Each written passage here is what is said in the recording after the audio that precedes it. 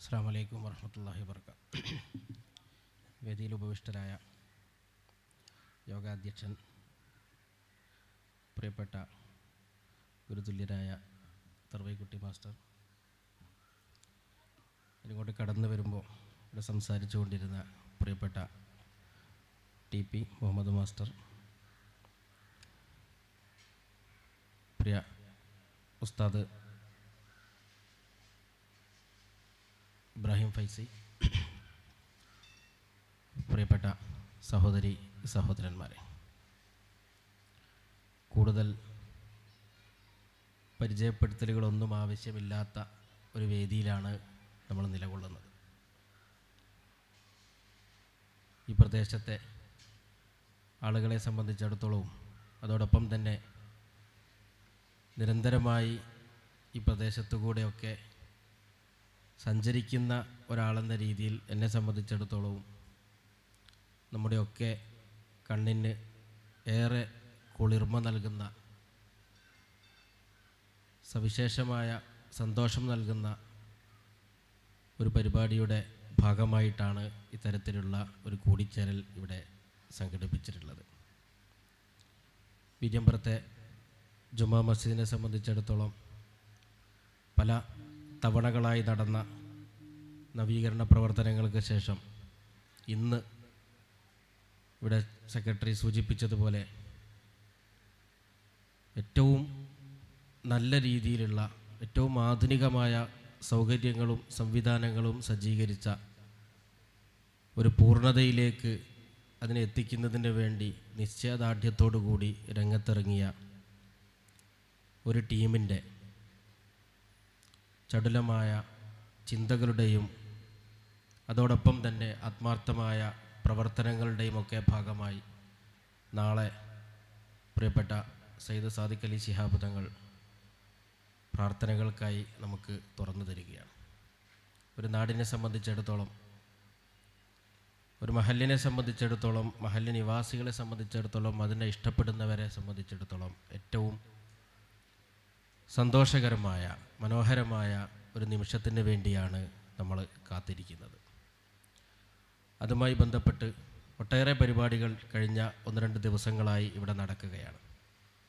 ആ പരിപാടികളുടെ ഒക്കെ സമാപനമെന്ന രീതിയിൽ നാളെ ഈ പള്ളിയുടെ ഉദ്ഘാടനത്തോടു കൂടി ആ ഒരു ഉദ്ഘാടനവുമായി ബന്ധപ്പെട്ട ചടങ്ങുകൾ അവസാനിക്കുകയുമാണ്. ഇവിടെ സൂചിപ്പിച്ച പ്രകാരം പ്രൗഢമായ, സമ്പന്നമായ ഒരു ഭൂതകാലത്തിൻ്റെ ചരിത്രത്തിലൂടെയാണ് പ്രിയപ്പെട്ട TPയുടെ സംസാരം മുന്നോട്ട് പോയിട്ടുണ്ടായിരുന്നത്. യൗവനത്തിൻ്റെ തീഷ്ണതയിൽ ഒരു ഇസ്ലാമിക സംവിധാനത്തിന് ഊടും പാവും നൽകുന്ന ഒരു മഹല്ല് കമ്മിറ്റിയുടെ ഔദ്യോഗികമായ ഏറ്റവും ഭാരിച്ച ഒരു ഉത്തരവാദിത്തം ഏറ്റെടുക്കുകയും തൻ്റെ സർവീസ് പീരീഡൊക്കെ കഴിഞ്ഞു വിശ്രമ ജീവിതത്തിലേക്ക് പോവേണ്ട സമയത്തും ചുറുചുറുക്കോടെ ഒരു ചെറുപ്പക്കാരനെ പോലെ നമ്മോടൊപ്പം ഓടി നടക്കുകയും ഇതിൻ്റെയൊക്കെ പ്രവർത്തനങ്ങൾക്ക് ചുക്കാൻ പിടിക്കുകയും ചെയ്യുന്ന അത്തരം ആളുകളുടെ സന്മനസ്സാണ് ഓരോ മഹല്ലുകളിലും ഇത്തരത്തിലുള്ള പുരോഗതിയുടെ നിദാനം എന്ന് സൂചിപ്പിക്കാൻ ഞാൻ ആഗ്രഹിക്കുകയാണ്. അവർക്കൊക്കെ അല്ലാഹു ദീർഘായുസ്സും ആരോഗ്യവും പ്രദാനം ചെയ്യട്ടെ എന്ന് സാന്ദർഭികമായി പ്രാർത്ഥിക്കുകയുമാണ്. ഇവിടെ ഒരല്പസമയം നിങ്ങളുമായി സംവദിക്കാനുള്ളത് ആരോഗ്യത്തെക്കുറിച്ചാണ്. മനുഷ്യരെ സംബന്ധിച്ചിടത്തോളം ആരോഗ്യത്തോടു കൂടി ജീവിക്കുക എന്നുള്ളതാണ് നമ്മളുടെയൊക്കെ ആഗ്രഹവും പ്രാർത്ഥനയുമൊക്കെ. ആരോഗ്യം എന്ന് പറയുമ്പോൾ നമ്മുടെ കയ്യിലത് ഉണ്ടാവുന്ന സമയത്ത് നമുക്ക് വലിയ ഒരു വിലയൊന്നും അതിനുണ്ടാവാറില്ല. പക്ഷെ അത് കയ്യിൽ നിന്ന് നഷ്ടപ്പെടുമ്പോഴാണ് പലപ്പോഴും നമ്മളൊക്കെ ദുഃഖിക്കാറുള്ളത്, നമ്മളൊക്കെ വല്ലാതെ സങ്കടപ്പെടാറുള്ളത്. മനുഷ്യനെ സംബന്ധിച്ചിടത്തോളം അവൻ്റെ അള്ളാഹു അവന് നൽകിയ അനുഗ്രഹങ്ങളിൽ ഏറ്റവും പ്രധാനപ്പെട്ട ഒരുപാട് അനുഗ്രഹങ്ങൾ, ആയിരക്കണക്കിന് അനുഗ്രഹങ്ങൾ അള്ളാഹു നമുക്ക് നൽകിയിട്ടുണ്ട്. ഈ നൽകിയ ആയിരക്കണക്കിന് അനുഗ്രഹങ്ങളിൽ ഏറ്റവും പ്രധാനപ്പെട്ട രണ്ടാമത്തെ അനുഗ്രഹമാണ് ആരോഗ്യമെന്ന് പറയുന്നത്. പരിശുദ്ധ നബി സല്ലല്ലാഹു അലൈഹി വസല്ലം ഒരു ഹദീസിൽ പറയുന്നുണ്ട്, വിശ്വാസദാർഢ്യതയ്ക്ക് ശേഷം ആരോഗ്യത്തെക്കാൾ മെച്ചപ്പെട്ട എന്താണ് അള്ളാഹു നമുക്ക് നൽകിയിട്ടുള്ളതെന്ന്. വിശ്വാസദാർഢ്യം എന്ന് പറയുന്നത് നമുക്ക് ലഭിച്ച ഏറ്റവും വലിയ ഒന്നാമത്തെ അനുഗ്രഹമാണ്. ഈമാൻ എന്ന് പറയുന്നത് നമുക്ക് ലഭിച്ച ഏറ്റവും വലിയൊരു അനുഗ്രഹമാണ്. ആ അനുഗ്രഹത്തിന് ശേഷം നമുക്ക് ലഭ്യമായിട്ടുള്ള ഏറ്റവും വലിയ രണ്ടാമത്തെ അനുഗ്രഹമാണ് ആരോഗ്യമെന്ന് പറയുന്നത്. ആ ആരോഗ്യത്തിൻ്റെ അടിസ്ഥാനത്തിൽ, അല്ലെങ്കിൽ ആ ആരോഗ്യം ഉപയോഗപ്പെടുത്തിക്കൊണ്ടാണ് നമ്മളൊക്കെ ഇവിടെ എത്തിച്ചേർന്നിട്ടുള്ളത്. നമ്മളൊക്കെ മനസ്സിലാഗ്രഹിക്കുന്നത് നടപ്പിലാക്കാൻ നമുക്ക് പിന്തുണ നൽകുന്നത് നമ്മുടെ ആരോഗ്യമാണ്. ഇവിടെ ഈ ഒരു സംഗമത്തിൽ പങ്കെടുത്തിട്ടുള്ള ഇത്രയും സഹോദരീ സഹോദരന്മാർ, ഈ മഹല്ലിൽ ഈ സംഗമത്തിൽ പങ്കെടുക്കാൻ ആഗ്രഹമുള്ളവർ നിങ്ങൾ മാത്രമായിരുന്നോ? ഇവിടെ പങ്കെടുക്കാൻ ആഗ്രഹമുള്ള ഒരുപാട് ആളുകൾ പുറത്തുണ്ടായിരിക്കാം എന്നുറപ്പല്ലേ? പക്ഷേ ആഗ്രഹമുള്ള എല്ലാ ആളുകൾക്കും ഇവിടെ പങ്കെടുക്കാൻ കഴിഞ്ഞിട്ടുണ്ടോ? ഈ സംഗമത്തിൽ പങ്കെടുക്കണമെന്ന്, ഈ പള്ളിയുടെ ഉദ്ഘാടനവുമായി ബന്ധപ്പെട്ട് നടക്കുന്ന എല്ലാ പരിപാടികളിലും പങ്കെടുക്കണമെന്ന് ആഗ്രഹിച്ച കുറേയേറെ ആളുകൾ പുറത്ത് നിൽക്കുന്നുണ്ട്. അവരൊക്കെ അവരുടെ മനസ്സുകൊണ്ട് ആഗ്രഹിച്ചിട്ടുണ്ട്, ഇത്തരത്തിലുള്ളൊരു പരിപാടിയിൽ പങ്കെടുക്കണം. ഈ പള്ളിയുടെ, ഞങ്ങളൊക്കെ ജനിച്ച് വളർന്ന, ഞങ്ങളൊക്കെ ഞങ്ങളാക്കി മാറ്റിയ, നമ്മുടെയൊക്കെ ജീവിതത്തിൻ്റെ, വ്യക്തിത്വത്തിൻ്റെ രൂപീകരണത്തിന് ഏറ്റവും കൂടുതൽ പങ്ക് വഹിച്ച ഒരു മഹല്ലിൻ്റെ ഏറ്റവും നൂതനമായ, ഏറ്റവും വലിയൊരു സംവിധാനം ഔപചാരികമായി തുറന്നു കൊടുക്കപ്പെടുന്ന ആ ഒരു സംഗമത്തിൽ, ആ ഒരു വേദിയിൽ പങ്കാളികളാവണമെന്നാഗ്രഹിച്ച ഒട്ടേറെ ആളുകളുണ്ട്, ഒട്ടേറെ നമ്മളെ പ്രിയപ്പെട്ടവരുണ്ട്. പക്ഷെ അവർക്കൊന്നും, അവരിൽ കുറേ ആളുകൾക്ക് ഇവിടെ എത്താൻ കഴിഞ്ഞു, കുറേയേറെ ആളുകൾക്ക് ഇവിടെ എത്താൻ കഴിഞ്ഞിട്ടില്ല. എന്തുകൊണ്ടാണ് അവർക്ക് ഇവിടെ എത്താൻ കഴിയാതിരുന്നത്? എന്തുകൊണ്ടാണ് നമ്മളൊക്കെ ഇവിടെ എത്തിയിട്ടുള്ളത്?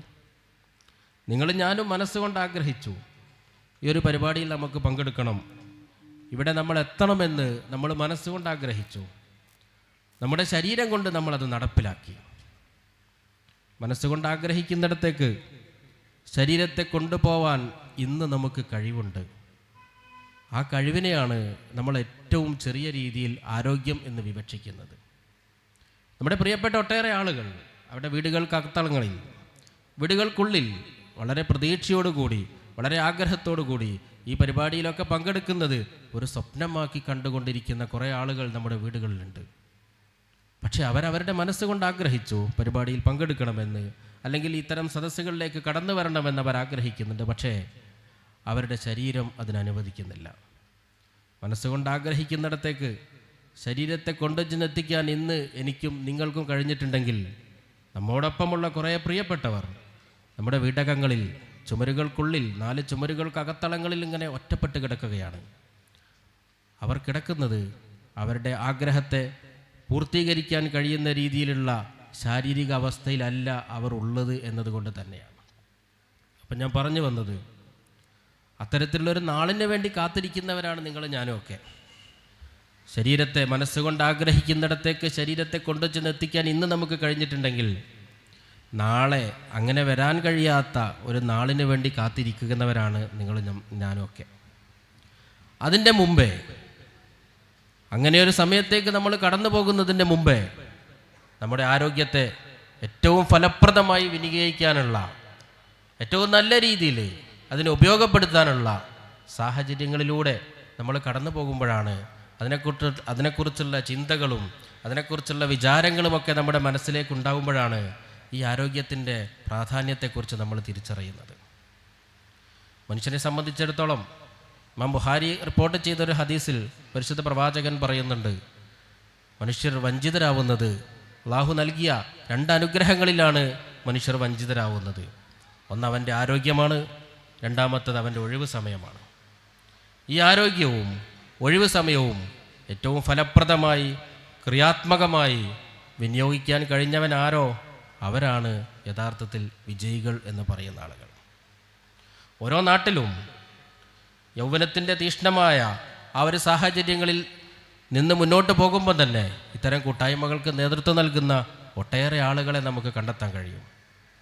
ആ യൗവനത്തിൻ്റെ അവരുടെ ആ ഒരു പ്രസരിപ്പ്, അവരുടെ ആ കൂടിച്ചേരൽ, അതാണ് സത്യത്തിൽ സമൂഹത്തിൽ വലിയ മാറ്റങ്ങൾക്ക് തുടക്കം കുറിക്കാറുള്ളത്.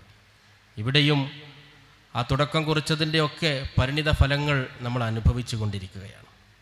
അപ്പം ഞാൻ പറഞ്ഞു വന്നത്, ആരോഗ്യമെന്ന് പറയുന്നത് നമ്മളൊക്കെ ചിന്തിക്കുന്നതിനേക്കാൾ അപ്പുറത്ത്, നമ്മളുടെയൊക്കെ പ്രതീക്ഷകളെക്കാൾക്കപ്പുറത്ത് വലിയ വില നൽകേണ്ട, ഏറ്റവും കൂടുതൽ നമ്മൾ ചിന്തിക്കുകയും ഏറ്റവും കൂടുതൽ ഫലപ്രദമായി ക്രിയാത്മകമായി നമ്മൾ വിനിയോഗിക്കുകയും ചെയ്യേണ്ട ഒന്നാണ് നമ്മുടെ ആരോഗ്യം എന്ന് പറയുന്നത്.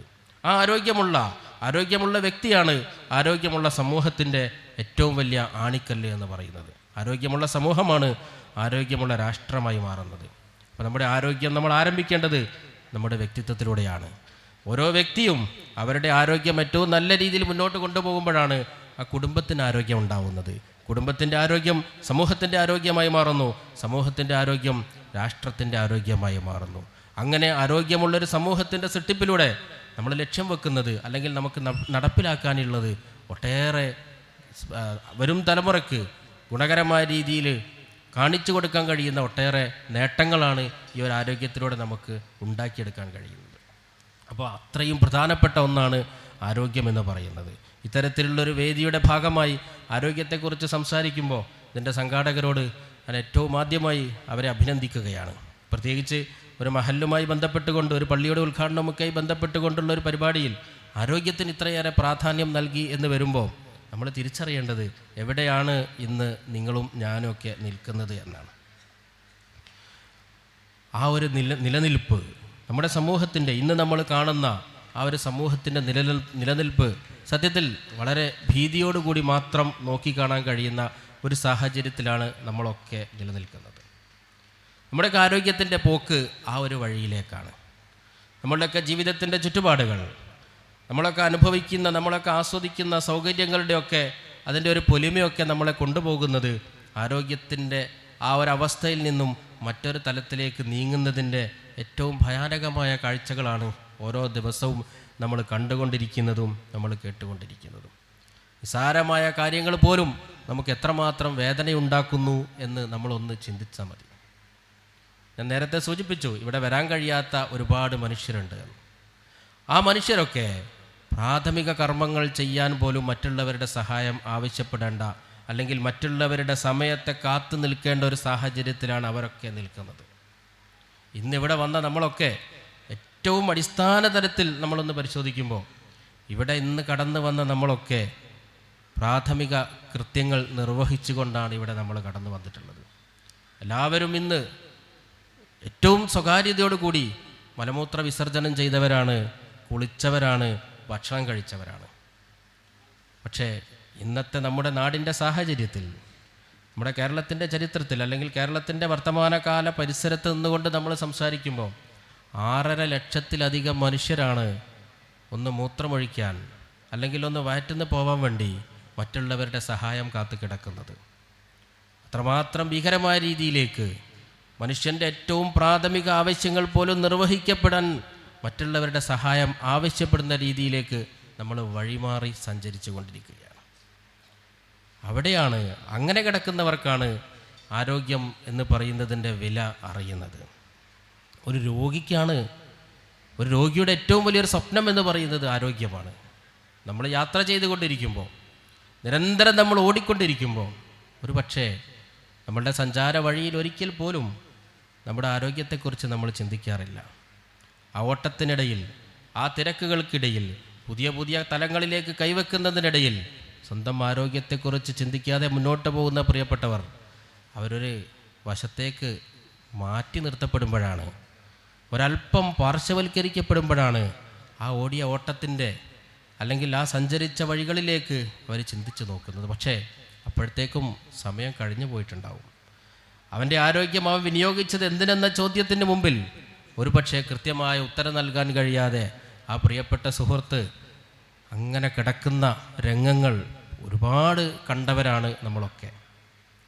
അതിൻ്റെ മുമ്പേ നമ്മളുടെ ആരോഗ്യത്തെ ഏറ്റവും ക്രിയാത്മകമായ രീതിയിൽ മുന്നോട്ട് കൊണ്ടുപോവുക എന്നുള്ളത് തന്നെയാണ് ആരോഗ്യ സംബന്ധമായിട്ടുള്ള നമ്മളുടെ ധാർമ്മികമായ ഒരു കാഴ്ചപ്പാട് എന്ന് പറയുന്നത്.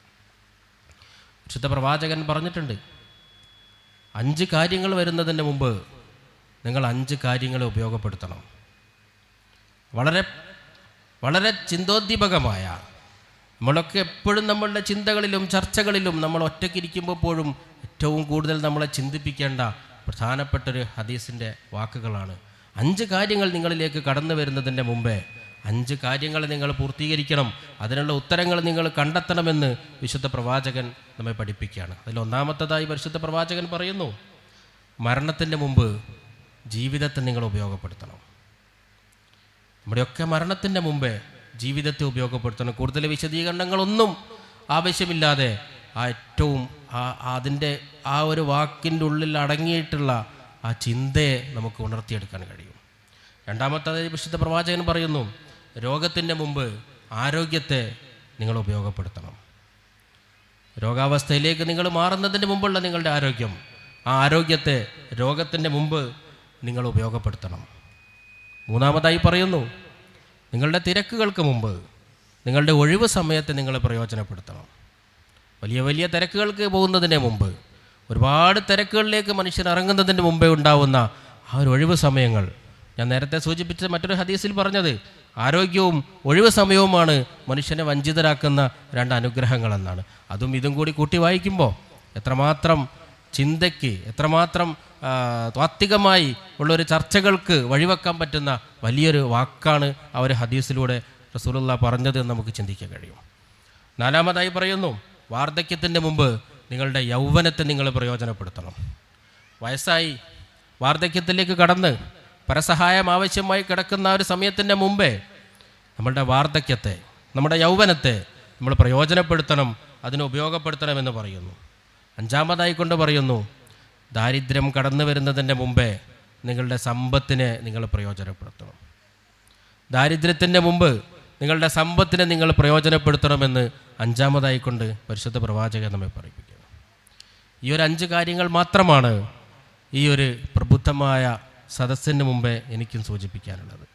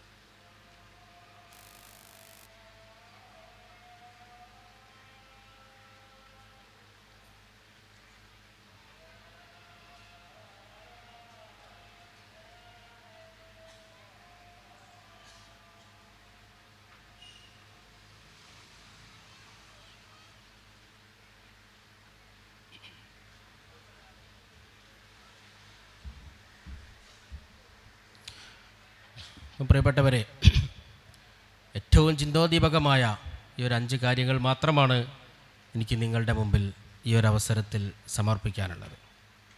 നമ്മെ സംബന്ധിച്ചിടത്തോളം ആരോഗ്യത്തെക്കുറിച്ച് നമ്മൾ സംസാരിക്കുമ്പോഴൊക്കെയും രോഗത്തെക്കുറിച്ചും സംസാരങ്ങൾ കയറി വരാറുണ്ട്. ലോകാരോഗ്യ സംഘടന പോലും ആരോഗ്യത്തെക്കുറിച്ച് പറഞ്ഞത് ഒരു മനുഷ്യൻ്റെ ശാരീരികവും മാനസികവും സാമൂഹികവുമായ സുസ്ഥിതിയാണ് ആരോഗ്യമെന്ന് പറയുന്നത്. കേവലം ശാരീരികമായ വെൽബീയിങ്ങിനപ്പുറത്ത് മാനസികമായും സാമൂഹികമായുമുള്ള നല്ലൊരവസ്ഥയിലേക്ക് എപ്പോഴാണോ നമ്മൾ എത്തിച്ചേരുന്നത്, അവിടെയാണ് നമ്മുടെ ആരോഗ്യമെന്നാണ് ലോകാരോഗ്യ സംഘടന പോലും ഇതിന് നിർവചിച്ചിട്ടുള്ളത്.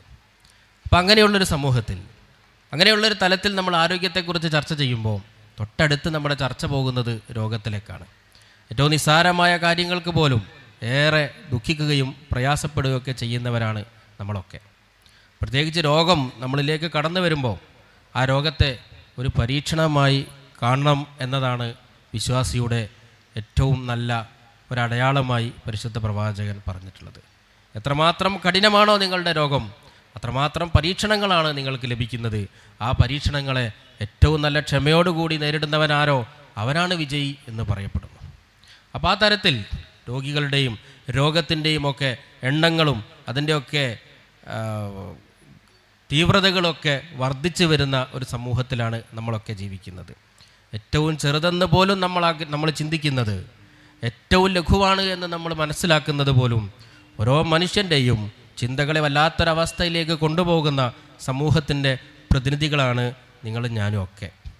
ഏറ്റവും തുടക്കത്തിൽ ഞാൻ സൂചിപ്പിച്ചതുപോലെ മനുഷ്യൻ്റെ പ്രാഥമികമായ ആവശ്യങ്ങൾക്ക് വേണ്ടി മറ്റൊരാളുടെ സഹായം തേടേണ്ടി വരിക എന്ന് പറയുന്നത് നമ്മെ സംബന്ധിച്ചിടത്തോളം എത്രമാത്രം പ്രയാസകരമായ ഒരു കാര്യമാണ്. ഇന്ന് നിങ്ങളും ഞാനും രാവിലെ മലമൂത്ര വിസർജനം ചെയ്ത് ഇവിടെ എത്തിയിട്ടുണ്ടെങ്കിൽ നമ്മൾ കാത്തു കിടക്കുന്നൊരു സാഹചര്യത്തെക്കുറിച്ച് നിങ്ങൾക്ക് ചിന്തിക്കാൻ കഴിയുന്നുണ്ടോ? എനിക്കൊന്ന് മൂത്രമൊഴിക്കണമെങ്കിൽ, എനിക്കൊന്ന് മലവിസർജനം നടത്തണമെങ്കിൽ നിങ്ങളുടെ ആരുടെയെങ്കിലും ഒരു കൈ താങ്ങ്, നിങ്ങളുടെ ആരുടെയെങ്കിലും ഒരു സഹായം ആവശ്യപ്പെടുന്നൊരു നാളിനെക്കുറിച്ച്, ഒരു നിമിഷത്തെക്കുറിച്ച് ചിന്തിക്കാൻ നമുക്ക് ഇപ്പം കഴിയുന്നുണ്ടോ? ആ ഒരു ചിന്ത എപ്പോഴെങ്കിലും നമ്മുടെ മനസ്സിലേക്ക് കയറി വരാറുണ്ടോ? നമ്മളുടെ ഓട്ടത്തിനിടയിൽ നമ്മൾ കാണുന്ന സ്വപ്നങ്ങൾ, നമ്മളുടെ പ്രതീക്ഷകൾ, നമ്മൾ ഇനി മുന്നോട്ട് പോകുന്നതിനെക്കുറിച്ചുള്ള നമ്മളുടെ ചർച്ചകൾ ഏതോ അറ്റം വരെ എത്തി നിൽക്കുന്നതിനിടയിലാണ് ഏതോ ഒരു സെക്കൻഡിൽ നമ്മളങ്ങോട്ട് മാറിപ്പോകുന്നത്. അവിടെ അവസാനിക്കുകയാണ് എല്ലാം. അവിടെ എല്ലാം അവസാനിക്കുകയാണ്. ലോകത്തിലെ ഏറ്റവും വലിയ ശക്തനാണെന്ന് അഹങ്കരിക്കുന്ന മനുഷ്യൻ, ലോകമെല്ലാം എൻ്റെ കൈക്കുമ്പിളിൽ ഞാൻ ഒതുക്കിയിട്ടുണ്ട് എന്ന ചിന്തയിൽ മുന്നോട്ട് പോകുന്ന മനുഷ്യൻ, നിങ്ങളുടെ മനസ്സിലുള്ള എന്ത് കാര്യങ്ങളുണ്ടെങ്കിലും അത് നിമിഷ നേരം കൊണ്ട് പിടിച്ചെടുക്കാൻ കഴിയുന്ന രൂപത്തിലേക്കുള്ള കൃത്രിമ ബുദ്ധിശക്തിയുടെ, ആർട്ടിഫിഷ്യൽ ഇൻ്റലിജൻസിൻ്റെ കാലത്ത് ജീവിക്കുന്ന നമ്മൾ അത്രമാത്രം ലോകത്തിൻ്റെ കണ്ടുപിടുത്തങ്ങളുടെ, അതോടൊപ്പം തന്നെ വികസനങ്ങളുടെയും എല്ലാത്തിൻ്റെയും ഉന്നതിയിൽ നിൽക്കുന്ന മനുഷ്യൻ, അവൻ ഏറ്റവും നിസ്സഹായനായി പോകുന്ന ചില സാഹചര്യങ്ങൾ അത് കടന്നു വരുന്നത് അവൻ്റെ ആരോഗ്യം ക്ഷയിക്കുമ്പോഴാണ്. എല്ലാം വെട്ടിപ്പിടിക്കാൻ വേണ്ടി ഓടിക്കൊണ്ടിരിക്കുന്ന നമ്മുടെ ഓട്ടത്തിനിടയിൽ ചില ആളുകൾ ചില ചോദ്യങ്ങൾ നമ്മളോട് ചോദിക്കാറുണ്ട്. ആ ഓട്ടത്തിനിടയിൽ ചോദിക്കുന്ന ചില ചോദ്യങ്ങൾ, ആ ചോദ്യങ്ങളാണ് പലപ്പോഴും നമ്മളുടെ ചിന്തകളെ മാറ്റിമറിക്കാറുള്ളത്. ഈ അടുത്ത് സോഷ്യൽ മീഡിയയിൽ ഒരു ചിത്രം കാണാനിടയായി. 2003 പുലിസ്കർ പുരസ്കാരം നേടിയ കൻ എന്ന് പറയുന്ന ഒരു ഫോട്ടോഗ്രാഫറുടെ ഒരു ചിത്രം. ആ ചിത്രം ലോകത്തോട് വിളിച്ചു പറഞ്ഞ വലിയൊരു മെസ്സേജ് ഉണ്ടായിരുന്നു. ആ ചിത്രം അദ്ദേഹം പകർത്തിയത് 2003 സുഡാനിൽ നടന്ന ഏറ്റവും വലിയ ഒരു ക്ഷാമം, വെള്ളം കിട്ടാതെ, ഭക്ഷണം കിട്ടാതെ പക്ഷികളും മൃഗങ്ങളും മനുഷ്യരും ഒന്നൊന്നായി മരിച്ചു വീഴുന്ന ദയനീയമായ ഒരു കാഴ്ച ഏകദേശം 10-20 വർഷങ്ങൾക്ക് മുമ്പ് സുഡാനിലുണ്ടായിരുന്നപ്പോൾ അവിടെ അദ്ദേഹം കണ്ട ഏതോ ഒരു ദൗത്യത്തിൻ്റെ ഭാഗമായി, ഒരു മീഡിയ ദൗത്യത്തിൻ്റെ ഭാഗമായി അവിടെ പോയ ആ കെവിൻ എന്ന് പറയുന്ന ലോകത്ത് പ്രശസ്തനായ ഒരു പ്രസ് ഫോട്ടോഗ്രാഫർ അദ്ദേഹം എടുത്തൊരു ചിത്രം. ഒരു കുട്ടി മണ്ണിലിങ്ങനെ തല താഴ്ത്തി കിടക്കുകയാണ്. ആ കുട്ടിയുടെ ഏകദേശം 1 മീറ്റർ പിന്നിലായിക്കൊണ്ട് ഒരു കഴുകൻ ഇങ്ങനെ കൂർപ്പിച്ച് നിൽക്കുന്നുമുണ്ട്. ആ ആ ചിത്രത്തിൻ്റെ അടിയിൽ അദ്ദേഹം ഒരു അടിക്കുറിപ്പ് കൊടുത്തു. ഈ കുട്ടി എപ്പോഴാണോ മരിച്ചു വീഴുന്നത്, ഈ കുട്ടി മരിച്ചു വീണിട്ട് വേണം ആ കുട്ടി എനിക്ക് ഭക്ഷണമാക്കാൻ വേണ്ടി. അപ്പോൾ ആ ജീവനുള്ള ഏറ്റവും നിസ്സഹായമായ അവസ്ഥയിൽ കിടക്കുന്ന ഒരു പിഞ്ചു പൈതൽ മരിച്ചു വീഴുന്നതിന് വേണ്ടി കാത്തിരിക്കുന്ന ഒരു കഴുകൻ്റെ ഫോട്ടോ അന്ന് ലോകമാധ്യമങ്ങളിലൊക്കെ ഏറെ ശ്രദ്ധ നേടിയൊരു ഫോട്ടോ ആയിരുന്നു. ആ ഫോട്ടോയ്ക്ക് ലോകത്തിലെ ഏറ്റവും വലിയ അവാർഡുകൾ ഉൾപ്പെടെ ആ ഫോട്ടോയ്ക്ക് കിട്ടി. ആ അവാർഡ് ദാനമൊക്കെ കഴിഞ്ഞു തിരിച്ചു വന്ന കെവിനോട് അദ്ദേഹത്തിൻ്റെ ഒരു സ്വീകരണ പരിപാടിയിൽ പങ്കെടുത്ത ഒരു സാധാരണക്കാരനൊരു ചോദ്യം ചോദിച്ചിട്ടുണ്ടായിരുന്നു.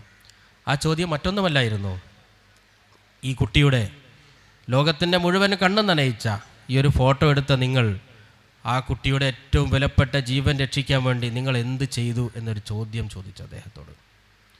ആ ചോദ്യത്തിന് അദ്ദേഹത്തിന് മറുപടി നൽകാനുണ്ടായിരുന്നില്ല. വീണ്ടും ആ ചോദ്യം ചോദിച്ച ആൾ ചോദിച്ചു, തൊട്ടടുത്ത് ലോകാരോഗ്യ സംഘടനയുടെ സെൻറ്റർ ഉണ്ടായിരുന്നല്ലോ, ഭക്ഷണം കൊടുക്കുന്ന സെൻറ്റർ ഉണ്ടായിരുന്നു എന്ന് ഒരു മാധ്യമപ്രവർത്തകനായ അങ്ങേക്കറിയാമായിരുന്നില്ലേ? എന്തുകൊണ്ട് തൊട്ടടുത്ത് കിടക്കുന്ന ആ ഒരു സെൻറ്ററിലേക്ക് ഈ കുട്ടിയെ കൊണ്ടുപോവാൻ നിങ്ങൾ അതിനുള്ളൊരു ഒരു സമയം നിങ്ങൾ കണ്ടെത്തിയില്ല? എന്തുകൊണ്ട് ആ കുട്ടിയുടെ ജീവൻ രക്ഷിക്കുന്നതിലേക്ക് നിങ്ങൾക്ക് പോവാൻ പറ്റിയില്ല എന്ന് ചോദിച്ചപ്പോൾ കെവിൻ നൽകിയ ഉത്തരം എൻ്റെ ഫ്ലൈറ്റിൻ്റെ സമയമായിരുന്നു എന്നാണ്. വീണ്ടും ചോദ്യങ്ങൾ തുരുതുര അദ്ദേഹത്തോട് വന്നു. ചോദിച്ചു, ഒരു ഫ്ലൈറ്റ് അല്ലെങ്കിൽ അടുത്ത ഫ്ലൈറ്റ് ഉണ്ടാവും. ഈ ഒരു കുഞ്ഞിൻ്റെ ജീവൻ ഇവിടെ പൊലിഞ്ഞു പോയെങ്കിൽ, ആ കുഞ്ഞിൻ്റെ ജീവൻ നിലനിർത്താൻ നിങ്ങൾക്ക് കഴിയുമായിരുന്നെങ്കിൽ നിങ്ങളത് ലോകത്തിന് ചെയ്യുന്ന ഏറ്റവും വലിയൊരു നന്മയാകുമായിരുന്നില്ലേ എന്നൊരു ചോദ്യം കൂടി വന്നപ്പം ആ ചോദ്യത്തിൻ്റെ മുമ്പിൽ ഉത്തരം നൽകാൻ കഴിയാതെ കെവിൻ പതറിപ്പോയി. പിന്നീട് അദ്ദേഹം ഒരു മാനസിക രോഗിയായി മാറി അത്രേ. അതിനുശേഷം കുറച്ചുകൂടി മാസങ്ങൾക്ക് ശേഷം ലോകം കേൾക്കുന്ന വാർത്ത, ആ കെവിൻ എന്ന ലോകത്തിലെ ഏറ്റവും പ്രശസ്തനായിരുന്ന ആ ജേർണലിസ്റ്റ് ഫോട്ടോഗ്രാഫർ ആത്മഹത്യ ചെയ്തു എന്നൊരു വാർത്തയാണ് ലോകം കേൾക്കുന്നത്. അപ്പോൾ മനുഷ്യൻ്റെ ഉള്ളിലേക്ക് ചില ചോദ്യങ്ങൾ നമ്മളിങ്ങനെ വളരെ പ്രയാസപ്പെട്ടുകൊണ്ട് വളരെ തിരക്കിനിടയിൽ നമ്മൾ ഓടിക്കൊണ്ടിരിക്കുമ്പോൾ ചില ചോദ്യങ്ങൾ നമ്മളുടെയൊക്കെ ചിന്തകളെ മാറ്റിമറിക്കാറുണ്ട്. പലപ്പോഴും ഞങ്ങളൊക്കെ പോകുന്ന വഴിയിൽ ചില ആളുകൾ ചില ചോദ്യങ്ങൾ ചോദിക്കും. നമ്മുടെയൊക്കെ ജീവിതത്തിൽ നമ്മൾ പ്രതീക്ഷിക്കാത്ത ചോദ്യങ്ങളാണ് അവർ ഉന്നയിക്കാറുള്ളത്. നമ്മളൊക്കെ ജീവിതത്തിൽ ഇങ്ങനെ നെട്ടോട്ടം ഓടുന്നതിനിടയിൽ ഒന്ന് കഴിഞ്ഞ് മറ്റൊന്നിലേക്ക് ഒന്ന് ആസ്വദിച്ച് മറ്റൊന്നിൻ്റെ ആസ്വാദനത്തിലേക്ക് നമ്മൾ പോകുന്നതിനിടയിൽ ചില മനുഷ്യർ അവരുടെ ജീവിതത്തിൻ്റെ ഏറ്റവും നിസ്സഹായമായ അവസ്ഥയിൽ ചില ചോദ്യങ്ങൾ ചോദിക്കാറുണ്ട്. ആ ചോദ്യങ്ങളിൽ എപ്പോഴും മനുഷ്യൻ്റെ മനസ്സിനെ അലട്ടുന്നൊരു ചോദ്യമാണ് ചില ആളുകൾ ചോദിക്കാറുള്ളത്. ജീവിതത്തിൽ ഒരിക്കലും നമ്മൾ പ്രതീക്ഷിക്കാത്ത ചോദ്യങ്ങൾ. അവർ ചോദിക്കും, എന്നെ ഒന്ന് കൊന്നു തരുമോ എന്ന് ചോദിക്കും. മരണത്തെ പ്രതീക്ഷിക്കാത്ത, മരണത്തെ ആഗ്രഹിക്കാത്ത, ജീവിതത്തിൽ ഒരിക്കൽ പോലും ആരോഗ്യം ക്ഷയിക്കുമെന്ന് പ്രതീക്ഷിക്കാതെ എല്ലാ തരത്തിലുമുള്ള ആസ്വാദനങ്ങളും ലോകത്തിൻ്റെ എല്ലാ കഴിവുകളും ആസ്വദിച്ചുകൊണ്ട് എല്ലാ സൗകര്യങ്ങളും അനുഭവിച്ചുകൊണ്ട് മുന്നോട്ട് പോകുന്ന എൻ്റെയും നിങ്ങളുടെയും മുന്നിലേക്ക് ഇങ്ങനെയൊരു ചോദ്യം വരുമ്പോൾ എന്ത് മറുപടിയാണ് നമ്മൾ അവർക്ക് കൊടുക്കുന്നത്? അവർ ചോദിക്കുകയാണ്, നമ്മളുടെ മനസ്സിൽ തീരെ സ്ട്രൈക്ക് ചെയ്യാത്തൊരു ചോദ്യം. നമ്മൾ ഓടുകയാണ് തിരക്കിൻ്റെ ഇടയിൽ, നമ്മളുടെ ആരോഗ്യം കൊണ്ട് നമ്മളിങ്ങനെ ഓടി തകർക്കുകയാണ്. ആ ഓടുന്ന ഓട്ടത്തിൻ്റെ ഇടയിലാണ് ആരോഗ്യം ക്ഷയിച്ചുകൊണ്ട് രോഗാവസ്ഥയിലേക്ക് കടന്നു വന്ന ഒരു മനുഷ്യൻ, ആരോഗ്യമെന്ന് പറയുന്നത് ഒരു സ്വപ്നമായി മാത്രം അവശേഷിക്കുന്ന ഒരു മനുഷ്യൻ, അവൻ നമ്മളോട് ചോദിക്കുകയാണ്, എന്നെ ഒന്ന് കൊന്നു തരുമോ എന്നൊരു ചോദ്യം. ഒരു നിമിഷം നമ്മളവിടെ സ്റ്റക്കാവുകയാണ്. എന്തായിരിക്കും അത്തരത്തിലുള്ളൊരു ചോദ്യം ആ മനുഷ്യൻ നമ്മളോട് ചോദിക്കുന്നത്? എന്ത് കാരണം കൊണ്ടായിരിക്കാം ആ മനുഷ്യൻ അങ്ങനെ ഒരു ചോദ്യം ചോദിക്കുന്നത്? എന്താണ് നമ്മൾ ആ മനുഷ്യന് തിരിച്ചു കൊടുക്കേണ്ടുന്ന മറുപടി? അവിടെയാണ് പ്രിയപ്പെട്ടവരെ നമ്മുടെ ആരോഗ്യത്തിൻ്റെ വില നമ്മൾ തിരിച്ചറിയേണ്ടത്. നമ്മളെവിടെ നിൽക്കുന്നു, ആ മനുഷ്യൻ എവിടെ നിൽക്കുന്നു എന്ന ഒരു ചിന്ത അത്തരം സമയങ്ങളിലാണ് നമ്മളുടെ മനസ്സിലേക്ക് കടന്നു വരേണ്ടത്. ജീവിതത്തിൻ്റെ എല്ലാ പ്രതീക്ഷകളും അസ്തമിച്ചുകൊണ്ട്, ജീവിതത്തിൻ്റെ എല്ലാ പ്രതീക്ഷകളും അവസാനിപ്പിച്ചുകൊണ്ട് മരണത്തിൻ്റെ ആ ഒരു തണുത്ത പ്രതലത്തിലേക്ക് കടന്നു പോകാൻ പ്രതീക്ഷിക്കുന്ന മനുഷ്യൻ, അതിനാഗ്രഹിക്കുന്ന മനുഷ്യൻ, അവൻ നമ്മളോട് ചോദിക്കുകയാണ്, എന്നെ ഒന്ന് കൊന്നു തരുമോ എന്നൊരു ചോദ്യം. ഈ കഴിഞ്ഞ ദിവസം നമ്മൾ പത്രത്തിൽ വായിച്ചു, നെതർലാൻഡ്സിലെ പ്രധാനമന്ത്രിയും അദ്ദേഹത്തിൻ്റെ ഭാര്യയും മെഴ്സിഡത്തിന് വേണ്ടി, യൂത്തനേഷ്യയ്ക്ക് വേണ്ടി കോടതിയിൽ അപേക്ഷ കൊടുത്തൊരു കാര്യത്തെക്കുറിച്ച് നമ്മൾ സംസാരിച്ചു. 93 വയസ്സ് വരെ ജീവിച്ചവർ സ്ട്രോക്ക് വന്നു, പക്ഷാഘാതം വന്നു, തലച്ചോറിൽ ബ്ലീഡിങ് വന്നു, അവസാനം പതുക്കെ റിക്കവറി ആയി വന്നപ്പം അവരെ പരിചരിക്കാൻ ആളില്ലാത്തതിൻ്റെ പേരിൽ, അവർക്ക് ആവശ്യമായ പരിചരണം കൊടുക്കാൻ ആളില്ലാത്തതിൻ്റെ പേരിൽ ഒരു രാജ്യത്തിൻ്റെ പ്രധാനമന്ത്രിയും അദ്ദേഹത്തിൻ്റെ ഭാര്യയും നാട്ടിലെ സുപ്രീം കോടതിയിൽ ഒരു കേസ് അല്ലെങ്കിൽ അവരൊരു അപേക്ഷ കൊടുക്കുകയാണ്.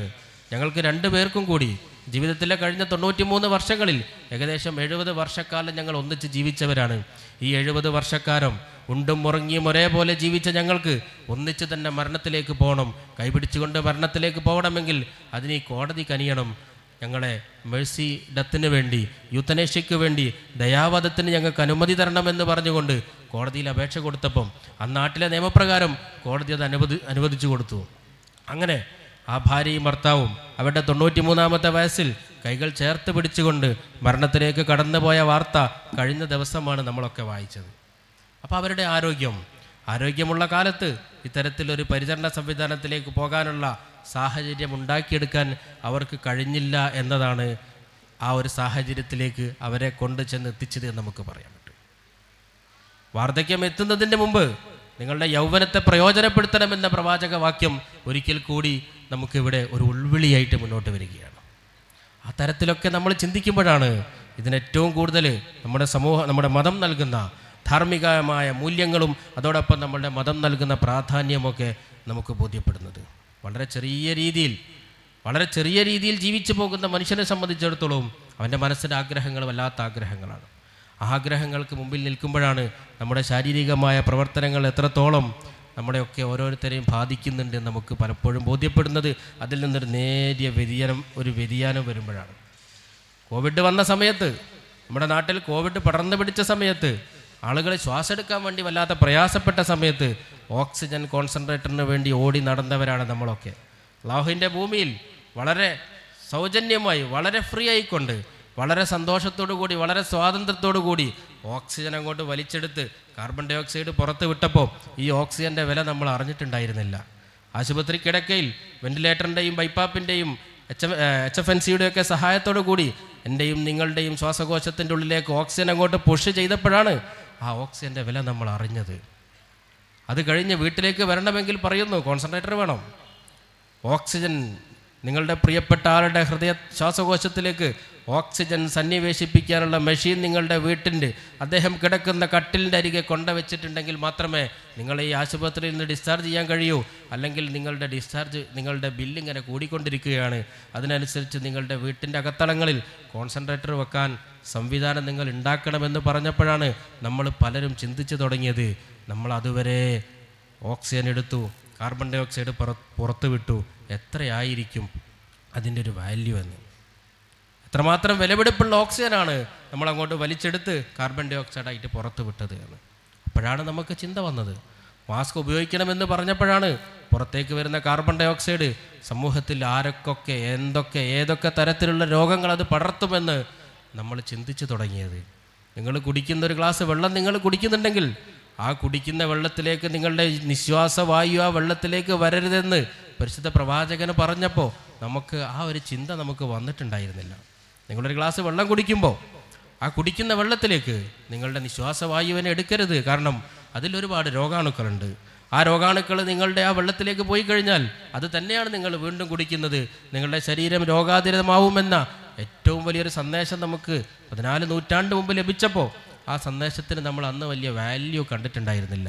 ഇവിടെ കോവിഡ് വന്നപ്പം, മാസ്ക് ഉപയോഗിക്കേണ്ടി വന്നപ്പം, ഞാനും നിങ്ങളും പുറത്തേക്ക് വിടുന്ന വായുവിൽ നിന്ന് മറ്റൊരാൾക്ക് ആ രോഗം പകരുമെന്ന് ബോധ്യപ്പെടുമ്പോഴാണ് ആ നിശ്വാസവായുവിൻ്റെ മാരകമായ പ്രഹരശക്തിയെക്കുറിച്ച് നമുക്ക് ബോധ്യം വരുന്നത്.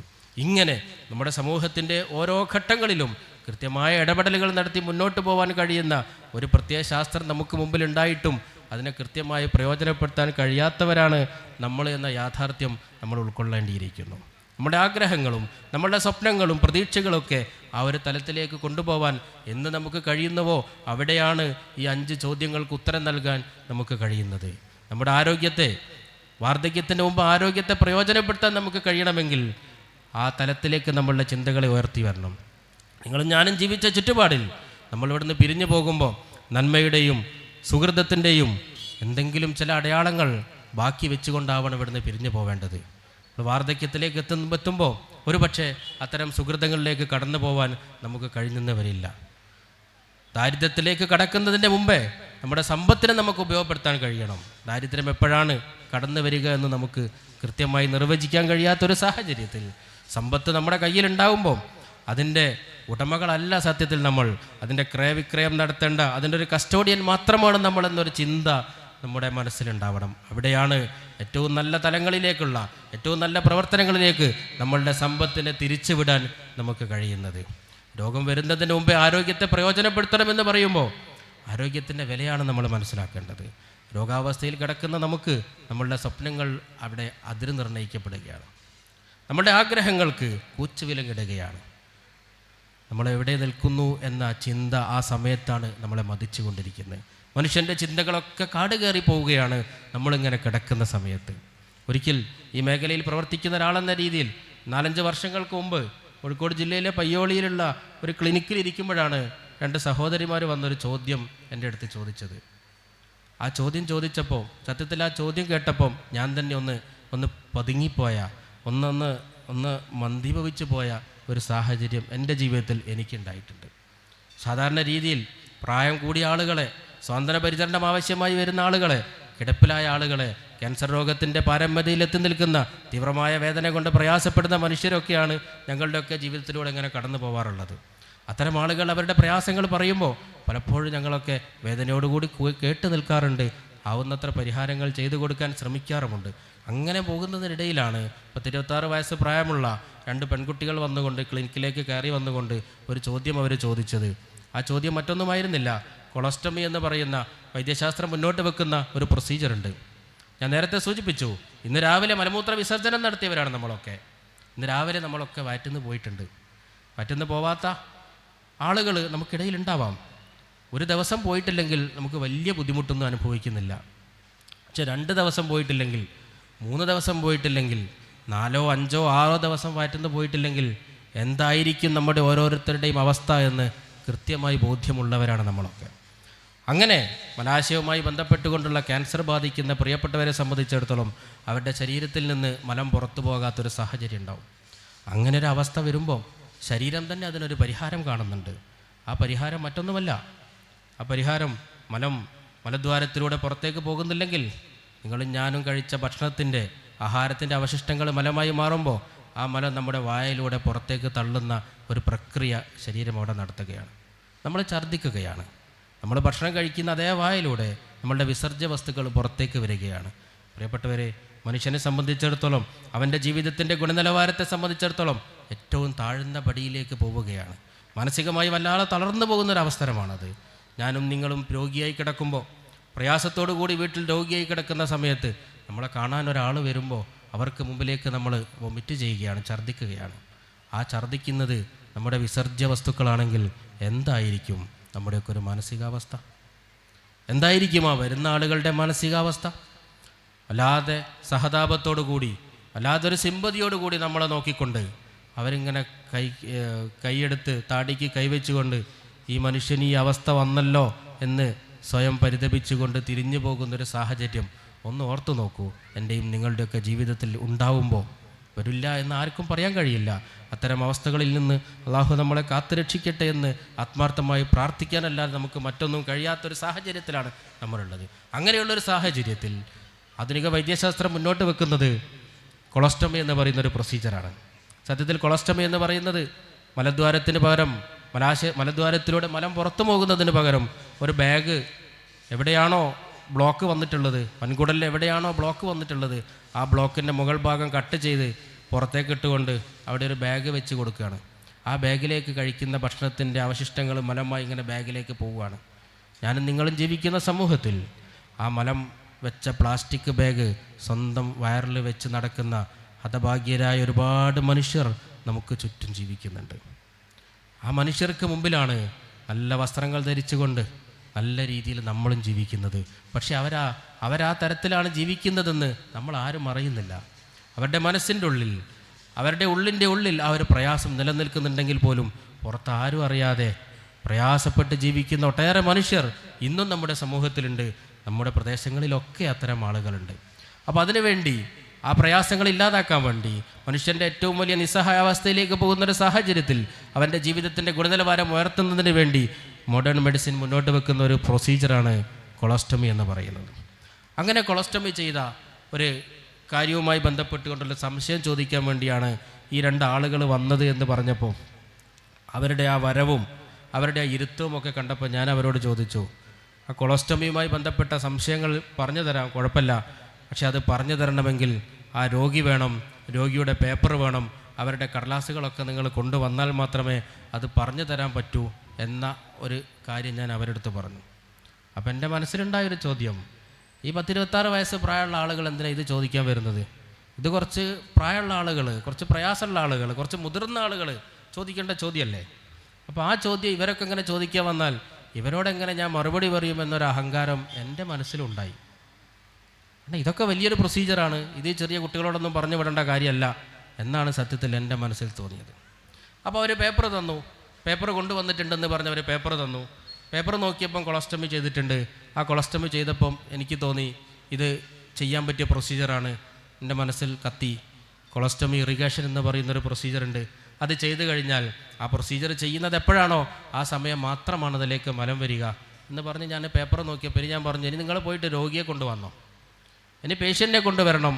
ഈ ചെയ്ത സാധനത്തിൻ്റെ സ്റ്റോമ എന്ന് പറയുന്ന നമ്മുടെ വൻകുടലിൻ്റെ ഭാഗം പുറത്തേക്ക് വരുന്നതിനെയാണ് സ്റ്റോമ എന്ന് പറയുന്നത്. ആ സ്റ്റോമ എത്രമാത്രം പുറത്തേക്കുണ്ടെന്ന് അറിയണം, അതിനനുസരിച്ചായിരിക്കണം അതിൻ്റെ ബാക്കി പ്ലാനിങ്ങൾ ചെയ്യേണ്ടത്. നിങ്ങൾ പോയിട്ട് അടുത്ത ആഴ്ച രോഗിയും കൂട്ടി വന്നോ എന്ന് പറഞ്ഞുകൊണ്ട് ഞാൻ എഴുന്നേക്കാൻ നോക്കുമ്പോൾ ആ കൂട്ടത്തിലുള്ള ഏറ്റവും ആരോഗ്യമുണ്ട് എന്ന് തോന്നിപ്പിക്കുന്ന, ആ കൂട്ടത്തിൽ 2-ൽ ഏറ്റവും കൂടുതൽ സൗന്ദര്യമുള്ള ആ പെൺകുട്ടി പറഞ്ഞു, സാർ രോഗിയെ കൊണ്ട് തന്നെയാണ് ഞങ്ങൾ വന്നത്, ഞാൻ തന്നെയാണ് രോഗി. 26 വയസ്സ് പ്രായമുള്ള ആ പെൺകുട്ടി പറഞ്ഞു, സാർ ഞാൻ തന്നെയാണ് രോഗി. സത്യത്തിൽ അതുവരെ ഉണ്ടായിരുന്ന ഒരു മാനസികാവസ്ഥയിൽ നിന്നും വല്ലാത്തൊരു തലത്തിലേക്ക് പോയ എൻ്റെ ചിന്തകളും ഒക്കെ എൻ്റെ മനസ്സൊക്കെ ആകെ മരവിച്ചു പോയ ഒരു സാഹചര്യമായിരുന്നു. അപ്പോൾ ഇത്രയും നേരം സംസാരിച്ചിട്ടും ആ പെൺകുട്ടി പറഞ്ഞിട്ടില്ല ഞാനാണ് രോഗിയെന്ന് അവൾ പറഞ്ഞിട്ടില്ല. അവസാനം അവൾ പറഞ്ഞു, സാർ രോഗിയെ കൊണ്ടാണ് വന്നത്, ഞാൻ തന്നെയാണ് രോഗി. അപ്പോൾ ആകെ സ്തബ്ധമായി പോയ നിമിഷങ്ങളായിരുന്നത്. അപ്പം ഞാൻ കുറച്ചുകൂടി കോൺസെൻട്രേഷൻ, കുറച്ചുകൂടി സീരിയസ് കൂടി അവരുടെ കാര്യങ്ങളൊക്കെ ചോദിച്ചു. അപ്പോൾ അവൾ പറഞ്ഞു, സാർ എനിക്ക് ഒരാഗ്രഹം മാത്രമേ എൻ്റെ ജീവിതത്തിലുള്ളൂ. 26 വയസ്സ് പ്രായമുള്ളൊരു പെൺകുട്ടി പറയുകയാണ്, എൻ്റെ ജീവിതത്തിൽ എനിക്കൊരാഗ്രഹം മാത്രമേ ഉള്ളൂ, ആ ആഗ്രഹം നടക്കുമോ ഇല്ലയോ എന്നറിയാൻ വേണ്ടിയാണ് ഞാനിവിടെ വന്നത്. അപ്പം ഞാൻ ചോദിച്ചു, എന്താണ് നിങ്ങളുടെ ആഗ്രഹം? ഇത്രയും വലിയൊരു സംവിധാനമൊക്കെ ഉണ്ടായിരിക്കുമ്പോൾ, മെഡിക്കൽ സയൻസ് ഇത്രയും പുരോഗതി കൈവരിച്ചിരിക്കുമ്പോൾ എന്താണ് നിങ്ങളുടെ ഒരാഗ്രഹം? ആ ഒരാഗ്രഹത്തിൻ്റെ പൂർത്തീകരണത്തിന് ഇതേപോലുള്ളൊരു യൂണിറ്റിൽ നിങ്ങൾ വരണമെങ്കിൽ അതെന്തോ വലിയ ചെറിയൊരാഗ്രഹമായിരിക്കും. വലിയ ആഗ്രഹമുള്ള ആളുകളൊക്കെ ആണെങ്കിൽ വലിയ വലിയ സ്ഥലങ്ങളിലേക്ക് പോകും, അത്യാധുനിക ചികിത്സകളുള്ള എല്ലാവിധ സംവിധാനങ്ങളുള്ള സ്ഥലത്തേക്കാണല്ലോ നിങ്ങൾ പോവുക എന്നെൻ്റെ മനസ്സിൽ തോന്നി. ഞാൻ അവരോട് പറഞ്ഞു, എനിക്ക് എൻ്റെ ജീവിതത്തിലൊരാഗ്രഹമുണ്ട്, ആ ആഗ്രഹം നിർവഹിക്കപ്പെടാൻ വേണ്ടിയാണ് ഞാനിവിടെ വന്നത് എന്ന് പറഞ്ഞപ്പോൾ ആ പെൺകുട്ടി പറഞ്ഞ ആഗ്രഹം കേട്ട് പ്രിയപ്പെട്ടവരെ ഞാൻ ആകെ സ്തബ്ധനായിപ്പോയി. ആ പെൺകുട്ടി പറഞ്ഞു, എൻ്റെ ജീവിതത്തിൽ ഇനി 3 മാസം മാത്രമേ എനിക്ക് ആയുസ്സുള്ളൂ. ആധുനിക വൈദ്യശാസ്ത്രം എൻ്റെ ആയുസ് നിർണ്ണയിച്ചു കഴിഞ്ഞിട്ടുണ്ട്. 3 മാസം മാത്രമേ ഞാൻ ഈ ഭൂമിയുടെ പുറത്ത് ജീവിക്കുള്ളൂ. അതിനുശേഷം എൻ്റെ ലോകം മറ്റൊന്നാണ്. പക്ഷേ എന്നെ സംബന്ധിച്ചിടത്തോളം എനിക്ക് എൻ്റെ ജീവിതത്തിൽ മരണത്തിൻ്റെ ആ ഒരു മുഖത്തേക്ക് പോകുന്നതിന് മുമ്പേ എൻ്റെ ജീവിതത്തിൽ ഒരേ ഒരാഗ്രഹം ബാക്കിയുണ്ട്. ആ ആഗ്രഹം മറ്റൊന്നുമല്ല, എനിക്ക് 6 മാസം പ്രായമുള്ളൊരു കുട്ടിയുണ്ട്. 6 മാസം പ്രായമുള്ള എൻ്റെ മകൻ, ആ മകനെ ഞാൻ നെഞ്ചോട് ചേർത്ത് പിടിക്കും. ആ മകൻ എന്നെ നോക്കി ചിരിക്കും. അവൻ്റെ മോണകളിൽ നിന്ന് വളർന്നു വരുന്ന പല്ലുകൾ കാണിച്ചുകൊണ്ട് അവൻ എന്നെ നോക്കി ചിരിക്കുമ്പോൾ ആ പൊന്നുമോനെ ഒന്ന് മാറോട് ചേർത്ത് പിടിക്കാൻ കഴിയുന്നൊരു സാഹചര്യത്തിലല്ല ഞാനുള്ളത്. കാരണം അവനെ ഞാൻ ചേർത്ത് പിടിക്കുമ്പോൾ അവൻ്റെ കാലിൻ്റെ കണങ്കാലുകൾ കൊണ്ട് ആ എൻ്റെ വയറിൽ വെച്ചിരിക്കുന്ന കൊളോസ്റ്റമി ബാഗ്, ആ ബാഗിൻ്റെ അടിയിലൊരു ചെറിയ ക്ലിപ്പുണ്ട്. ആ ക്ലിപ്പിന് അവനിങ്ങനെ തട്ടും. ആ ക്ലിപ്പിന് അവന് തട്ടുമ്പോൾ ആ ക്ലിപ്പ് പൊട്ടിപ്പോകും, ആ ക്ലിപ്പ് അങ്ങോട്ട് വിട്ടുപോകും. ക്ലിപ്പ് വിട്ടുപോകുമ്പം അതുവരെ അതിൽ സൂക്ഷിച്ചിട്ടുള്ള മലം അതേപടി പുറത്തേക്ക് പോകും. ആളുകൾക്കിടയിൽ നിന്ന് എൻ്റെ 6 മാസം പ്രായമുള്ള മകൻ എന്നോട് ചിരിക്കുമ്പോൾ, ഒരുപാട് ആളുകൾക്കിടയിൽ നിന്ന് ചിരിക്കുമ്പോൾ എൻ്റെ പൊന്നുമോനെ ചേർത്ത് പിടിക്കാൻ എനിക്ക് കഴിയുന്നില്ല. ഇനി വെറും 3 മാസം മാത്രമാണ് ആ മകനെ ചേർത്ത് പിടിച്ചുകൊണ്ട് ഞാൻ ഈ ഭൂമുഖത്ത് ജീവിക്കുകയെന്ന് ആധുനിക വൈദ്യശാസ്ത്രം കൃത്യമായി പ്രവചിച്ചിട്ടുണ്ട്.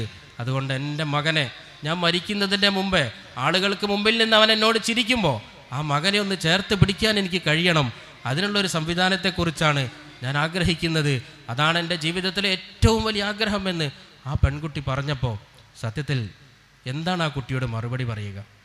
26 വയസ്സ് പ്രായമെന്ന് പറയുന്നത് ജീവിതത്തിൽ മനുഷ്യൻ്റെ ഏറ്റവും തീക്ഷ്ണമായ കാലഘട്ടമെന്ന് പറയുന്ന യൗവനത്തിലേക്ക് കാലെടുത്ത് വെച്ചൊരു പെൺകുട്ടി.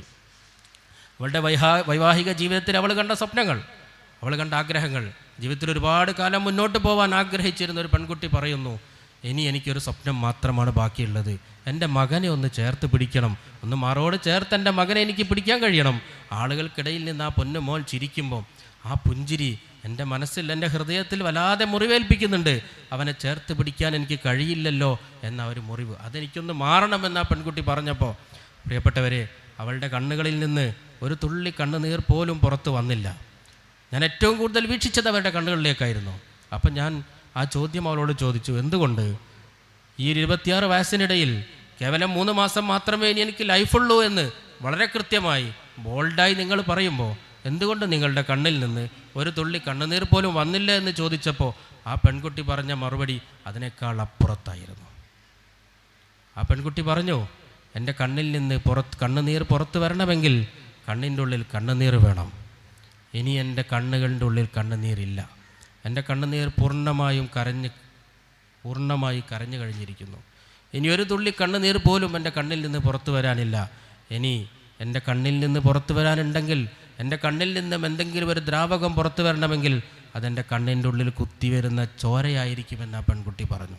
അപ്പം ഞാൻ വീണ്ടും വല്ലാത്ത ഒരു ചിന്തയിലേക്ക് പോയി. ഞാൻ ചോദിച്ചു, എന്തുകൊണ്ടാണ് നിങ്ങൾ ഇങ്ങനെയൊക്കെ സംസാരിക്കുന്നതെന്ന് പറഞ്ഞപ്പോൾ ആ പെൺകുട്ടി പറഞ്ഞൊരു ഉത്തരമുണ്ട്. അവൾ പറഞ്ഞു, എൻ്റെ ജീവിതത്തിലെ ഏറ്റവും വലിയ പ്രതീക്ഷയായിരുന്നു ഇപ്പോൾ 6 മാസം പ്രായമുള്ള ഈ പൊന്നുമോൻ്റെ ഗർഭാവസ്ഥയിലുള്ളൊരു കാലം എന്ന് പറയുന്നത്. ആ സമയത്ത് ഞാൻ ഒരുപാട് പ്രയാസങ്ങൾ അനുഭവിച്ചു. ആ പ്രയാസങ്ങളിൽ ഏറ്റവും കൂടുതൽ എന്നെ ബുദ്ധിമുട്ടിച്ചത് വോമിറ്റിംഗ് ആയിരുന്നു, ഛർദിയായിരുന്നു. ആ ഛർദിയിൽ ആദ്യത്തെ ട്രൈമസ്റ്ററിൽ ഉണ്ടാകുന്ന വോമിറ്റിംഗ് അതിൻ്റെ ഭാഗമാണെന്ന് ഞാൻ ധരിച്ചു. അതിനുശേഷം 2nd, 3rd ട്രൈമസ്റ്ററിലേക്ക് പോയപ്പോഴും ആ ഛർദി അങ്ങനെ തുടർന്നുകൊണ്ടിരുന്നു. അവസാനം കോഴിക്കോട്ടെ ഏറ്റവും പ്രമുഖമായൊരു ആശുപത്രിയിൽ പോയി ഡോക്ടറെ കണ്ടുകൊണ്ട് ടേം പൂർത്തിയായപ്പം ആ ഡോക്ടറോട് റിക്വസ്റ്റ് ചെയ്തുകൊണ്ട് ഞാൻ സിസേറിയൻ ചെയ്യിപ്പിച്ചു. എനിക്ക് ആഗ്രഹമുണ്ടായിരുന്നില്ല സിസേറിയൻ ചെയ്യാൻ വേണ്ടി, പക്ഷേ എൻ്റെ ഈ ബുദ്ധിമുട്ടുകൾ വല്ലാതെ കൂടി വന്നപ്പോഴാണ് ഞാൻ സിസേറിയൻ ചെയ്യിപ്പിച്ചത്. ആ സിസേറിയൻ ചെയ്യിപ്പിക്കുന്നതിന് മുമ്പേ ഞാൻ ഈ തരത്തിൽ പ്രയാസപ്പെടുന്ന സമയങ്ങളിലൊക്കെ എൻ്റെ 4 വയസ്സ് പ്രായമുള്ള മൂത്ത മകൻ അവൻ എന്നെ ആശ്വസിപ്പിക്കാൻ വരാറുണ്ട്.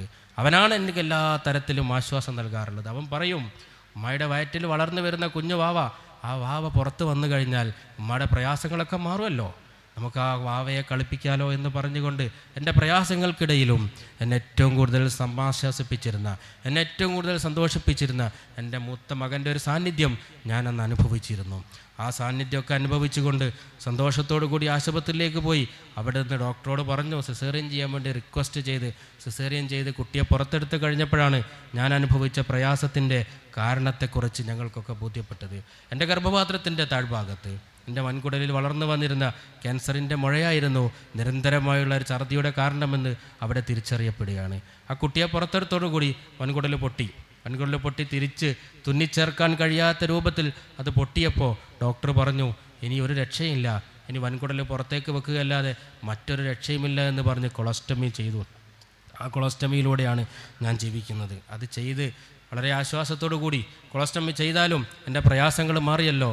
എനിക്കൊരു കുഞ്ഞ് പിറന്നു. ആ കുഞ്ഞിനെ കളിപ്പിച്ചുകൊണ്ട്, ആ കുഞ്ഞിനെ ഏറ്റവും കൂടുതൽ പ്രതീക്ഷിച്ചിരുന്ന എൻ്റെ മൂത്ത മകൻ്റെ സാന്നിധ്യം, ഇതൊക്കെ എനിക്ക് വല്ലാത്ത സന്തോഷം നൽകി. ആ സന്തോഷത്തോടു കൂടി ഞാൻ ജീവിച്ചിരിക്കുകയാണ്. 2-3 ആഴ്ചകൾ കഴിഞ്ഞപ്പോൾ ആശുപത്രിയിൽ കിടക്കുമ്പോഴാണ് എൻ്റെ മൂത്ത മകൻ ഈ കുട്ടിയെ കാണാൻ വേണ്ടി കടന്നു വരുന്നത്. അവിടെ വന്നു, 2-3 തവണ അവൻ വന്നു. അവൻ അപ്പോഴും എന്നെ ആശ്വസിപ്പിക്കുകയായിരുന്നു, ഇപ്പോൾ ഉമ്മയുടെ പ്രയാസങ്ങൾ മാറിയല്ലോ, ഇനി ഞാൻ അന്ന് പറഞ്ഞതുപോലെയുള്ള ആ നിറത്തിലുള്ള ഡ്രസ്സായിരിക്കണം നമ്മളുടെ കുഞ്ഞു വാവയ്ക്ക് വാങ്ങിക്കൊടുക്കേണ്ടത് എന്ന് പറഞ്ഞുകൊണ്ട് എൻ്റെ അടുത്ത് നിന്നുകൊണ്ട് എൻ്റെ മൂത്ത മകൻ, 4 വയസ്സ് പ്രായമുള്ള കുട്ടികൾ നമ്മുടെ വീട്ടിലുള്ളവരാണ്. ആ കുട്ടികൾ കാണിക്കുന്ന വികൃതികളും കുസൃതികളും അവരുടെ വാക്കുകളൊക്കെ എത്രമാത്രം നമ്മളുടെ വേദനിക്കുന്ന ഹൃദയങ്ങളെ, നമ്മൾ പ്രയാസപ്പെടുമ്പോൾ, നമ്മൾ സങ്കടപ്പെടുമ്പോൾ നമ്മളുടെ ഹൃദയങ്ങൾക്ക് എത്രമാത്രം അതൊക്കെ സന്തോഷം നൽകാറുണ്ട് എന്ന് പലപ്പോഴും നമ്മളൊക്കെ തിരിച്ചറിയാറുണ്ട്. അങ്ങനെ ഒരു ദിവസം ആ കുട്ടി ആശുപത്രിയിൽ നിന്ന് പുറത്തേക്ക് പോയപ്പോൾ അവൻ്റെ കണ്ണുകളുടെ കാഴ്ചകൾ ഇരുട്ടടയ്ക്കുന്നതായി അവന് തോന്നി. അവൻ ഉടൻ തന്നെ വന്ന് പറഞ്ഞു, എനിക്ക് കണ്ണിൻ്റെ കാഴ്ച കുറയുന്നുണ്ട്, എൻ്റെ കൈകാലുകൾ തളരുന്നുണ്ടെന്ന് പറഞ്ഞു. അവിടെ ആശുപത്രിയിൽ ഒഫ്താൽമോളജിസ്റ്റിനെ കാണിച്ചപ്പം പറഞ്ഞു കണ്ണിന് കുഴപ്പമില്ല. പീഡിയാട്രിഷ്യനെ കാണിച്ചപ്പം പറഞ്ഞു കുഴപ്പമില്ല. അവനെ വീട്ടിലേക്ക് കൊണ്ടുപോയി. 2ാമത്തെ ദിവസം വീണ്ടും അവൻ പ്രയാസത്തോടു കൂടി ക്ഷീണിതനായി ആശുപത്രിയിലേക്ക് കടന്നു വന്നപ്പോൾ അവനൊന്ന് വൊമിറ്റ് ചെയ്തു. ആ ആശുപത്രിയിൽ നിന്നുകൊണ്ട് അവൻ്റെ തലയ്ക്ക് ഒരു സ്കാനിങ് ചെയ്തു. ഒരു MRI സ്കാൻ ചെയ്തപ്പോഴാണ് എൻ്റെ ജീവിതത്തിൽ എന്നെ ഏറ്റവും കൂടുതൽ പ്രയാസപ്പെടുത്തിയ ആ വാർത്ത ഞാൻ കേൾക്കുന്നത്. എൻ്റെ 4 വയസ്സ് പ്രായമുള്ള, എൻ്റെ ജീവിതത്തിലെ ഏറ്റവും വലിയ സ്വപ്നവും പ്രതീക്ഷയുമൊക്കെയായ ഈ 4 വയസ്സ് പ്രായമുള്ള മകൻ്റെ തലച്ചോറിൽ വളർന്നു വരുന്ന ഹൈഗ്രേഡ് ഗ്ലയോമ എന്നൊരു ട്യൂമറാണ് അവൻ്റെ കാഴ്ച നഷ്ടപ്പെടാൻ കാരണമെന്നും അവൻ്റെ കൈകാലുകൾ തളരാൻ കാരണമെന്നും അവൻ ക്ഷീണിതാവാൻ കാരണമെന്നും അറിഞ്ഞപ്പോൾ ജീവിതത്തിലെല്ലാം തകർന്നതുപോലെ ആയിപ്പോയി. അന്ന് കരഞ്ഞതാണ്. ആ കരച്ചിൽ കുറച്ച് മുമ്പാണ് അവസാനിച്ചത്.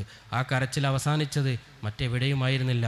എൻ്റെ മകൻ്റെ മൂക്കിൻ്റെ ആ ഒരു ചെറിയ മൂക്കിലൂടെ ഏറ്റവും അവസാനമായി ഒരു പൈപ്പ് ഇട്ട് കൊടുത്തുകൊണ്ട് അതിലൂടെ ഇങ്ങനെ വെള്ളം കൊടുത്തുകൊണ്ട് അവസാനം കോഴിക്കോട് മെഡിക്കൽ കോളേജിൽ നിന്ന് ഡോക്ടർ പറഞ്ഞു, ഇനി ദൈവത്തോട് പ്രാർത്ഥിക്കുകയല്ലാതെ മറ്റു മാർഗങ്ങളൊന്നുമില്ല. എല്ലാ സംവിധാനങ്ങളും ഉപയോഗപ്പെടുത്തിക്കൊണ്ട് വല്ലാത്ത രീതിയിലുള്ള പ്രാർത്ഥനകളൊക്കെ നടന്നു. ആ പ്രാർത്ഥനകൾക്കിടയിൽ എൻ്റെ മകൻ എന്നെ നോക്കി. അവൻ എന്നോട് കണ്ണ് തുറന്ന് എന്നെ ഒന്ന് നോക്കി. അപ്പോൾ ഞങ്ങളൊക്കെ പ്രതീക്ഷിച്ചു. പ്രാർത്ഥനകൾ ഫലം കണ്ട സന്തോഷത്തിൽ ഞങ്ങളിങ്ങനെ നിന്നപ്പോൾ ആ നോട്ടം കുറച്ച് സമയമേ ഉണ്ടായിരുന്നുള്ളൂ. അവൻ എന്നോട് സമ്മതം ചോദിക്കുകയായിരുന്നു എന്നെനിക്ക് ബോധ്യപ്പെട്ടത് കുറച്ച് സമയത്തിന് ശേഷമാണ്. അവൻ എന്നെ കുളിർക്ക എന്നെ കണ്ണ് തുറന്ന് എന്നെ ഒന്ന് നോക്കി. അവസാനം ആ നോക്കിയ കണ്ണുകൾ അടഞ്ഞുപോയി. അവൻ എന്ന നേക്കുമായി ലോകത്തുനിന്ന് വിട പറയുന്നതിൻ്റെ മുമ്പേ അവൻ്റെ ഉമ്മയായ എന്നെ ഒന്ന് നോക്കിയതായിരുന്നു അവൻ. അതോടുകൂടി എൻ്റെ ജീവിതത്തിൽ പിന്നീട് ഇനി കരഞ്ഞിട്ട് കാര്യമില്ല എന്നൊരവസ്ഥയിലേക്ക് ഞാൻ എത്തിയിട്ടുണ്ട്. ഇനി എനിക്ക് വേണ്ടത് എൻ്റെ ഈ 4-6 മാസം പ്രായമുള്ള ഈ മകനെ ചേർത്ത് പിടിക്കാനുള്ളൊരു സംവിധാനമാണ് എന്ന് ആ പെൺകുട്ടി പറഞ്ഞു തീർത്തപ്പോൾ അവളുടെ കണ്ണുകൾ നിറഞ്ഞിട്ടുണ്ടായിരുന്നില്ല. അത് കേട്ട എൻ്റെ കണ്ണുകളും എൻ്റെ ഹൃദയവുമായിരുന്നു അവിടെ നിറഞ്ഞത്. അവർക്ക് വേണ്ട പരിഹാര മാർഗ്ഗങ്ങൾ പറഞ്ഞു കൊടുത്തുകൊണ്ട് ഇങ്ങനെ മുന്നോട്ട് പോകുന്നതിനിടയിൽ കൃത്യം 3-ാമത്തെ മാസം നമ്മുടെ കോവിഡ് തുടങ്ങിയ ഒരു സമയത്തെ ആദ്യത്തെ ചെറിയ പെരുന്നാളിൻ്റെ സുദിനത്തിൽ അന്ന് വൈകുന്നേരം അസറിൻ്റെ സമയമായപ്പോൾ ആ കുട്ടിയുടെ ഉമ്മ വിളിച്ചിട്ട് പറഞ്ഞു, സാറേ മകൾ പോയി എന്ന് പറഞ്ഞു. അങ്ങനെ ജീവിതത്തിൻ്റെ ഏറ്റവും ചെറിയൊരു സ്വപ്നത്തെ തൻ്റെ ജീവിതത്തിൻ്റെ ഏറ്റവും വലിയ സ്വപ്നമാക്കി മാറ്റിയ ആ പെൺകുട്ടി ഇന്ന് കൊയിലാണ്ടിയുടെ പരിസരങ്ങളിൽ എവിടെയോ ഉള്ള പള്ളിയുടെ ഏതോ ഒരു കബറിടത്തിൽ അന്ത്യവിശ്രമം കൊള്ളുന്നുണ്ട്. അതേപോലെ ഒരുപാട് ആളുകൾ അന്ത്യവിശ്രമം കൊള്ളുകയാണ്. അവരുടെയൊക്കെ സ്വപ്നം എന്ന് പറയുന്നത് ഇന്ന് നിങ്ങളും ഞാനും ഏറ്റവും കൂടുതൽ അനുഭവിക്കുന്ന ആരോഗ്യമായിരുന്നു. ആരോഗ്യത്തെ വേണ്ട രീതിയിൽ സംരക്ഷിക്കാൻ നമുക്ക് കഴിയണം. അതിനാവശ്യമായ പ്രവർത്തനങ്ങളും അതിനാവശ്യമായ പദ്ധതികളൊക്കെ നമ്മുടെ ഓരോ ഘട്ടങ്ങളിലും ഉണ്ടാക്കിയെടുക്കുന്നതിനാവശ്യമായ നേതൃത്വം നൽകാൻ ഇതേപോലുള്ള മഹല്ല് കമ്മിറ്റികൾ ഉൾപ്പെടെയുള്ളവർക്ക് കഴിയട്ടെ. സർവശക്തൻ അതിന് തൗഫീക്ക് നൽകട്ടെ എന്ന് മാത്രം സൂചിപ്പിച്ചുകൊണ്ട് ഈ ഒരു കുറഞ്ഞ സമയം നിങ്ങളോട് സംവദിച്ചതിന് അതിന് അവസരം നൽകിയ ഈ മഹല്ല് കമ്മിറ്റിക്ക് കൃതജ്ഞത രേഖപ്പെടുത്തിക്കൊണ്ട് ഞാൻ എൻ്റെ വാക്കുകൾ ഉപസംഹരിക്കുന്നു. വാഹിറു ദഅ്വാനാ അൽഹംദുലില്ലാഹി റബ്ബിൽ ആലമീൻ. അസ്സലാമു അലൈക്കും വറഹ്മത്തുള്ളാഹി വബറകാതുഹു.